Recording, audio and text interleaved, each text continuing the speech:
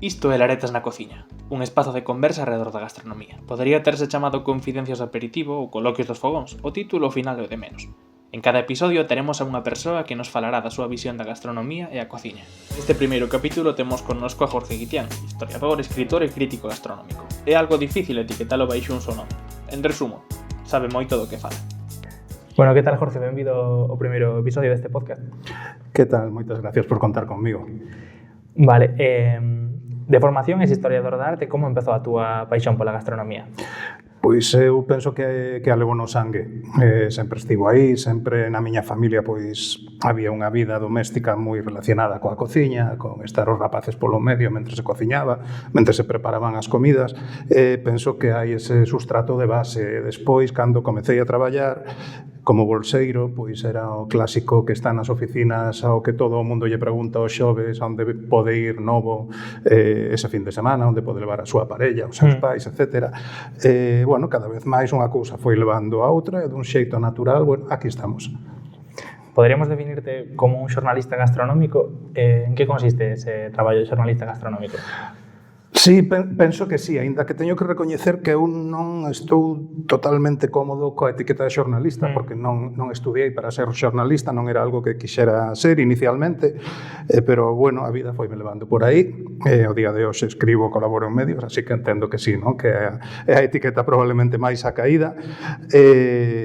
Nada, ao final é un oficio.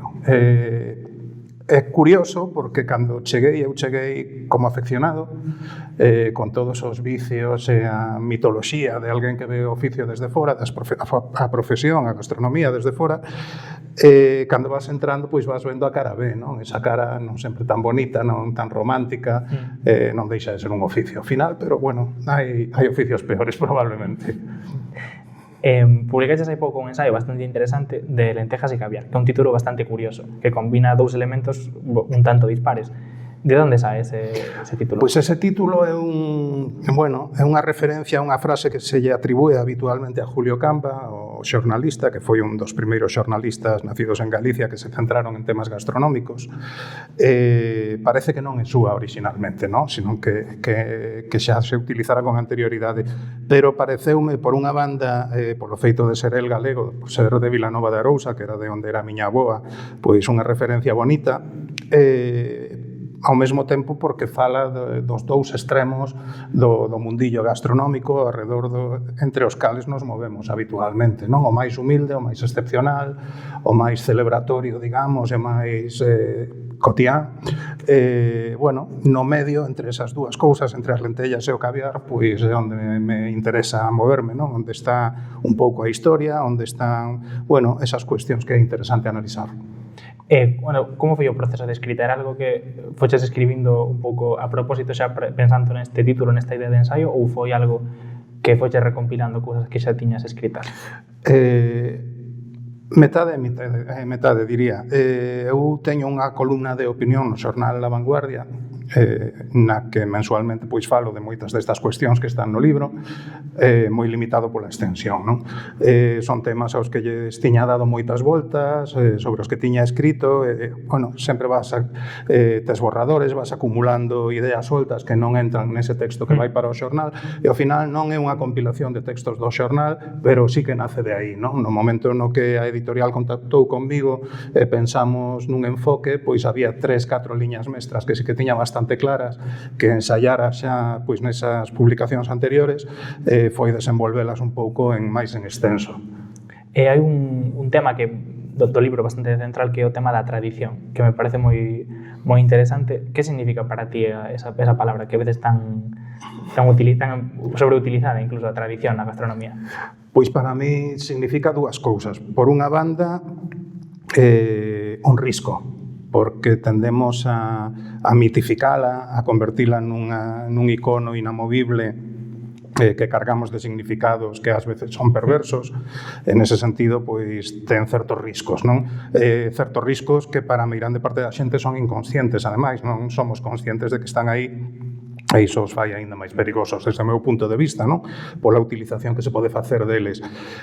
pero ao mesmo tempo ten unha cara bastante máis bonita, bastante máis amable, porque ao final a tradición é o que nós, como sociedade, como colectivo, decidimos que nos representa nun momento dado, e non é necesariamente o mesmo que representaba os meus pais ou que vai representar a miña filla, non?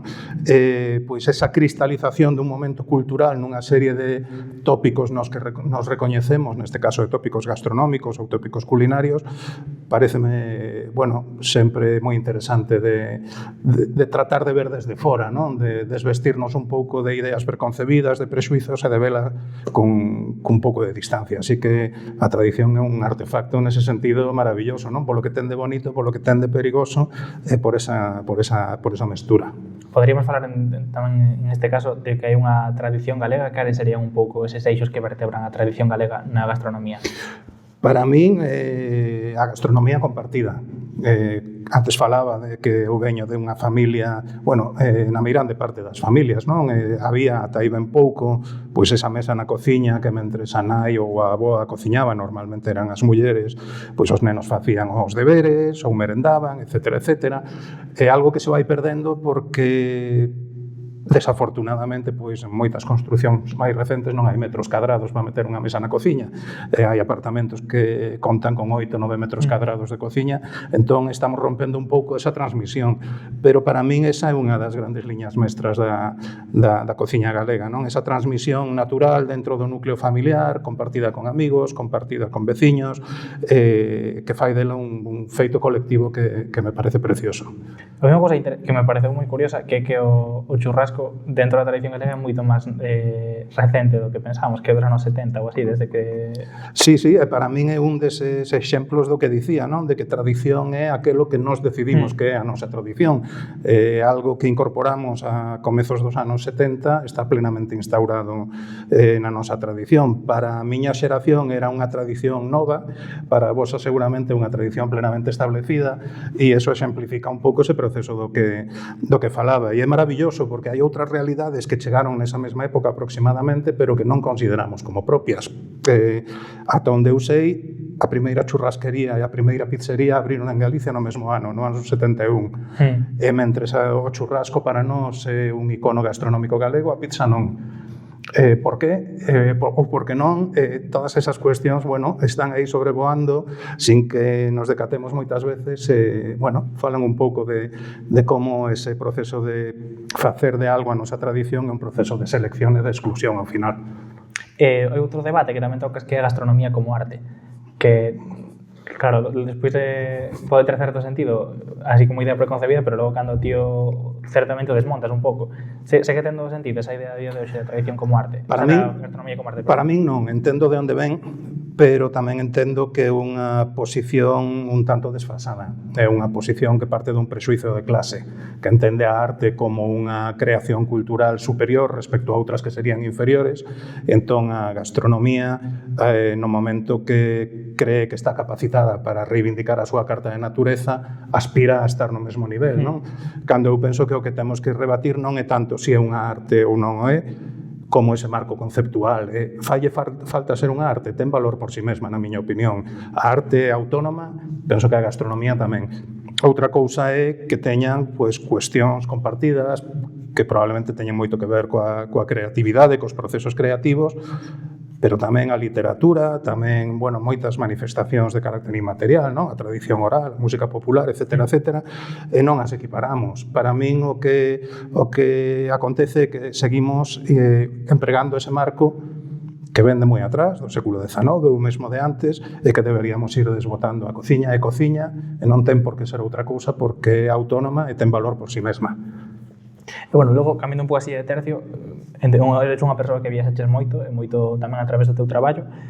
Como se pode viaxar xa a nivel de usuario de unha forma máis respectuosa e responsable, tamén con respecto á propia gastronomía?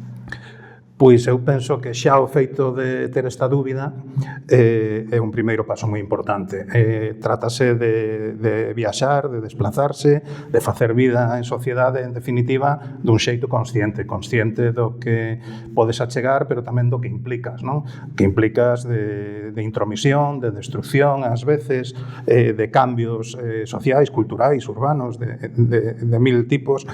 Pensar niso xa é moito, porque implica unha actitude respetuosa respecto ao lugar ao que viaxas ou á sociedade na que te vas integrar durante máis ou menos tempo, e despois asumir que non hai fórmulas mestras, que calquera viaxe é unha distorsión, é unha certa intromisión ata un punto, implica toda unha serie de emisións contaminantes, etcétera, etcétera, co cal, bueno, o mellor que podemos facer é pensar sobre a cuestión, entender que non hai fórmulas máxicas, desde aí, cada un, desde o seu posicionamento, tratar de atopar o punto no que se atopa cómodo, non? O que sí que penso que deberíamos de desbotar esa viaxe inconsciente, inocente, pensando que o mundo é un escenario para que nos o pasemos ben sen máis, pensar que ao final todo o que facemos pois ten algunhas implicacións. Tiñas unha frase tamén con respecto a isto no libro que corríxeme se me equivoco, que as cociñas acostuman a viaxar mal. Sí. Ten algo que ver isto con certa apropiación cultural que aí se vai a veces nas fusións ou con non respectar o sitio de orixe dos produtos e tamén as preparacións? Crees que hai algo aí deso, non? Sí, hai moito deso. Eu entendo que a cociña é a fórmula, a elaboración, o que chega ao prato e todo o seu contexto. E ese contexto é o que non podemos trasladar, non? Unha tapa tradicional de Santiago de Compostela servida en Cuenca estará igual de saborosa, probablemente, se está ben feita, pero non funciona igual. Falta contexto, faltan os rituais, faltan, pois todo ese entramado inmaterial que fai da gastronomía algo tan especial, non? Eu sempre digo que a gastronomía é o que comemos, pero tamén o que pensamos ao redor do que comemos. E ese que pensamos ten que ver con como nos relacionamos, incluso cos espazos, coa climatoloxía, con mil historias que non é que viaxen mal, que non viaxan directamente. Entón, temos que entender que cando trasladamos unha elaboración, unha receita, o que facemos é unha traducción e unha simplificación, que está ben cando non podemos acceder ao orixinal, pero idealmente deberíamos tratar de probar as cousas no seu lugar, non? Para entender máis alá de aspectos gustativos ou de aspectos técnicos de cociña, entender a importancia ou o calado que teñen ou que tiveron na súa orixe. É dicir, daste contra mismo de algunha preparación, algún produto que especialmente vixase mal, algo que te quedases que te espantara? Pois mira, eu vivín uns anos en Sevilla, casi 3 anos. Eu recordo ver os grelos nunha grande marca que non vou dicir, quedar en shock. Que aquelo en aquel estado foran grelos e que se venderan, non? Porque aquí eso pois estaría probablemente desbotado 3 días antes e aí o seguían vendendo, non?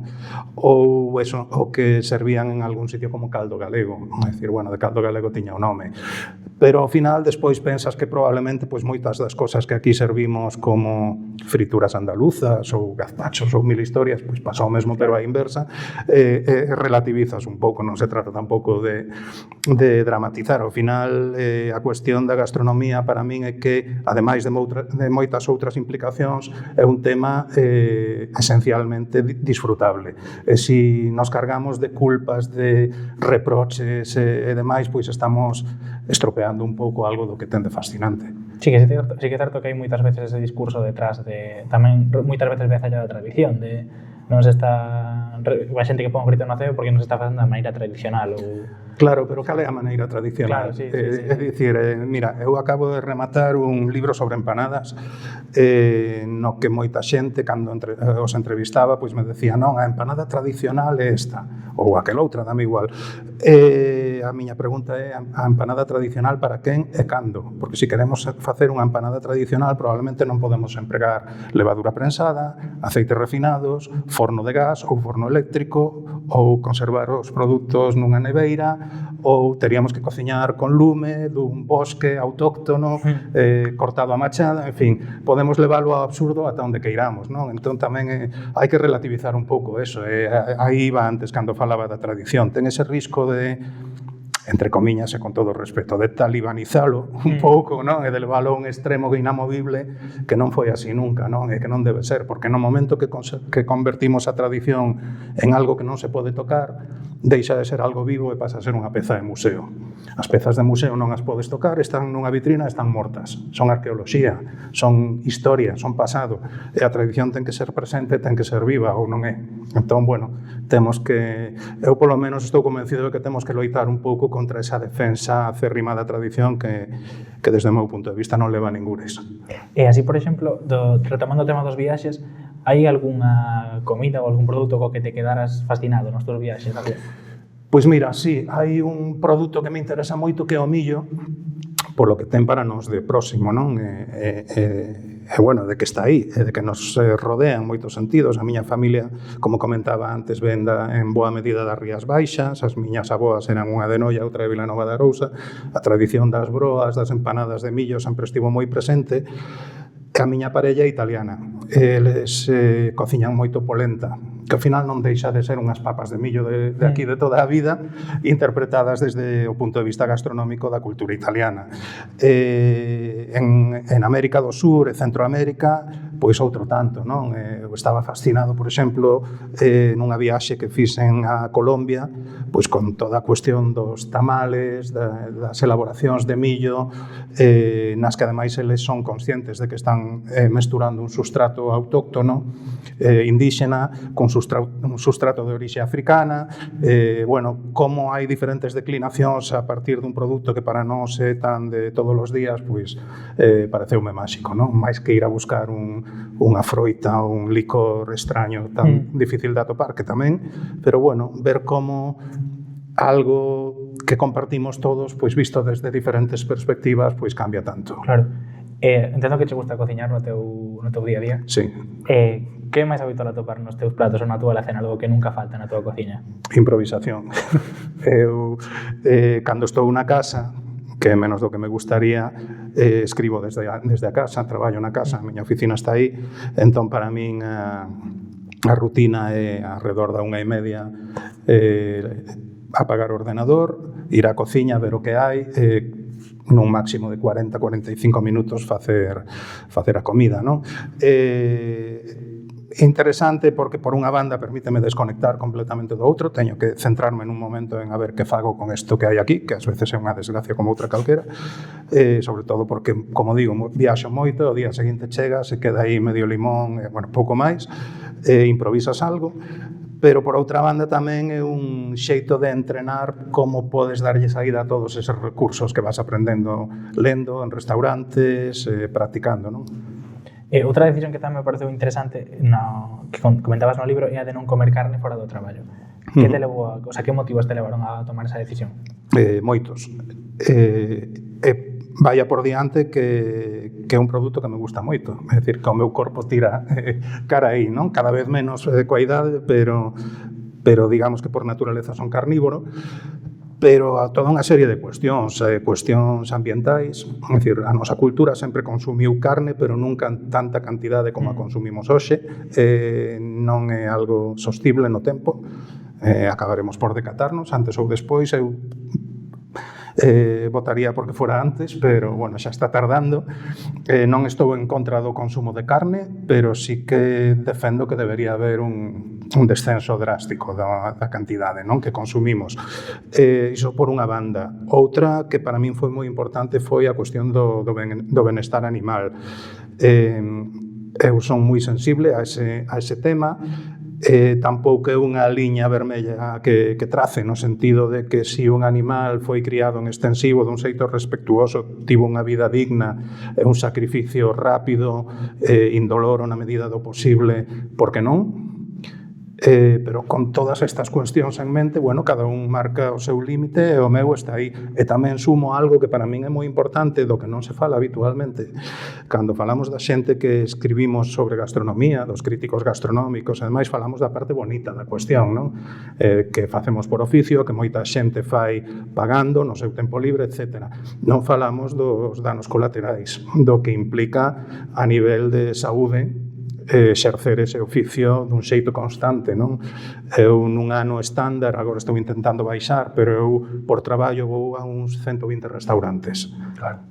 Nun ano, moitos casos, menús degustación extensos. Eso é insostible. Aguantas 5 anos, 10, 20...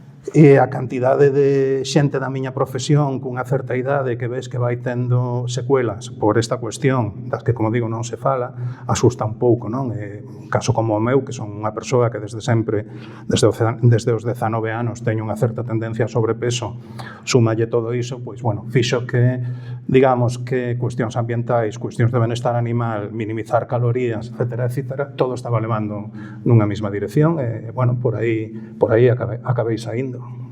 Claro que, non sei, igual está eso como un pouco invisibilizado, esa, que parece unha vida moi chulo, é dicir, probando restaurantes, pero ao final ten tamén a ser... Sí, a ver, sempre o digo, e se non o digo eu xa o di a miña nai, non? Hai traballos bastante peores. Sí, claro. Porque moitas veces chego, despois de 9 días fora, reventado, o que me queda o día seguinte poñer a lavadora, etcétera, etcétera, e seguir escribindo, o normal é que me queixe.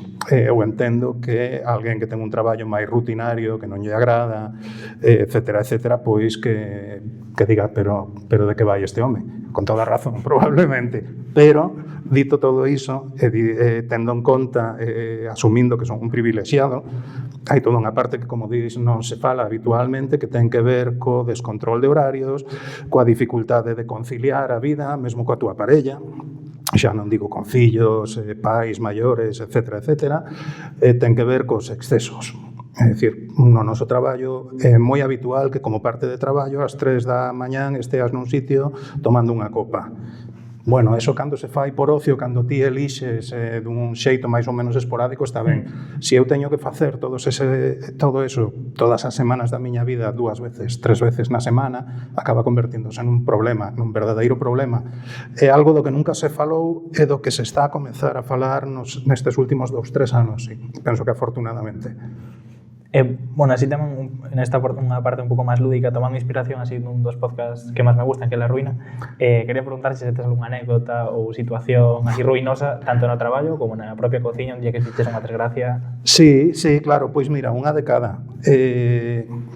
No traballo, a primeira vez que me chamaron para dar unha charla fora de Galicia, non tiña feito moitas, pero algunhas aquí nos arredores, chamaronme para ir á Biblioteca Regional de Murcia. Eu acababa de comezar a escribir, super orgulloso de ir, claro, había unha persoa no público, foi bastante dramático, pero bueno, decidiron que me pagaban igual e que como iba a ser grabada, que podía dar a charla igualmente. E foi bastante surrealista, porque, claro, eu estaba nunha sala como para 250 persoas cun único asistente que o pobriño quedou aí atrapado, non podía marchar, e eu dando a charla como se estivera falando para un auditorio, non? E o peor foi que o día seguinte o organizador me di, nada, pero mañán temos unha en Cartagena e vai estar ata arriba de xente. Fantástico, chegamos a Cartagena, un centro social, e estaba cheo. Era un grupo de señoras maiores que estaban aprendendo a ler e a escribir.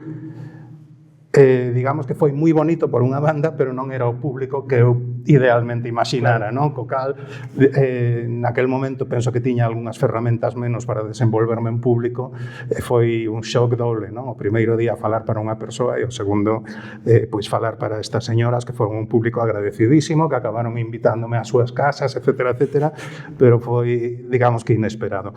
E en canto á cociña... Pregunta, de que era a charla? O sea, de que estabas falando, si te acordas? Era unha xornada sobre literatura gastronómica, sobre literatura negra, a gastronomía na literatura negra. Non recordo moi ben que facía eu aí, pero foi moi interesante, non? E foi unha aprendizaxe enorme. Falando de cociña, pois mira, teño outro recordo que vou contar porque penso que xa está prescrito. Unha das primeiras cousas que nos encargaron a miña parella, que tamén traballa nestas cuestións, e a min, foi unha charla sobre mexillóns. Foi unha charla organizada por produtores de mexillóns dunha zona que tampouco vou dicir. O que nos dixeron é, non, vamos a facer unha charla con degustación, vos, nada, preparade un centro social, preparade a aula, vai estar todo ben, nada, traede un cazo e unha cociña portátil para preparar algo, e nos traemos xa os mexillóns preparados. Nos entendimos que os mexillóns preparados era que xa viñan probablemente cociñados ou listos para cociñar. Bueno, o que nos chegaron foi 15 kilos, un saco de 15 kilos de mexillóns directamente da batea. No lugar non había cociña, non había prácticamente auga corrente, como, digamos, como material de cociña tiña un coitelo de 7-8 centímetros. Que había que limpar todos os mexillóns. Claro. Co cal, no cuarto de baño do centro cultural, cunha puntilla, pois tiven que limpiar 15 kilos de mexillóns e despois servilos. Eu quero pensar que pasaran por depuradora, pero non o podo, non teño a certeza. Como digo, pasaron moitos anos, isto está prescrito xa, pero digamos que foi aquela degustación foi unha ruleta rusa. Sí, probablemente foi a maior ruína culinaria da miña trayectoria ata hoxe. Claro, tiñedes que preparar vos tamén despois, entón esos 15 kilos ou cocelos? Soubémolos naquel momento, sí, tiñamos un cazo así destes de ferver o leite, aí tivemos que cocer os 15 kilos por tandas, foi todo. Pero bueno, por outra banda había, non recordo, 25 ou 30 persoas anotadas, non podías dicir que non. Bueno, son cousas das que aprendes, non? Son, digamos, eses puntos baixos nos que tocas fondo e esperas que non se volva a repetir, pero tamén quero pensar que dan ferramentas para sair do paso no futuro. Tamén quería proponerles outro xogo que é un top 5 a cegas de un tema que creo que te gusta bastante, que son as empanadas galegas. Sí. Que de feito creo que foi o vídeo no que te coñecín, o do mítico vídeo del comidista das empanadas. Empezamos con unhas máis clásicas, empanada de bonito. Queres que as sitúe nun top 5? Sí, un top 5, sí. A empanada de bonito, o 5? O 5. Berberechos con cuncha? O 1. Vale. De pulpo? Cal é a seguinte? Claro, ten que ser a ciegas. A cegas, o 3. O 3. Vale, non te xogas. Logo, a costrada de Pontedeume. O 2, polo que ten de excepcional. Vale, e por último, a de Costrelas. Pois o 4. Vale. Sí, máis ou menos estou de acordo. Estás contento co... Sí, no xeral, sí. Igual movía aí o 3 ou o 4, pero... Vale. Vale, yo sabía, de berberechos, o sea, sabía que iba a ser un probablemente. Sí, como dicía, as miñas aboas son da Ría de Arousa, da Ría de Noia, e iso marca moito. Pues moitas gracias por vir, Jorge, un placer, como sempre. Nada, encantado. Moitas gracias a vos. Espero que o pasaras ben. Moi ben. Moitas gracias.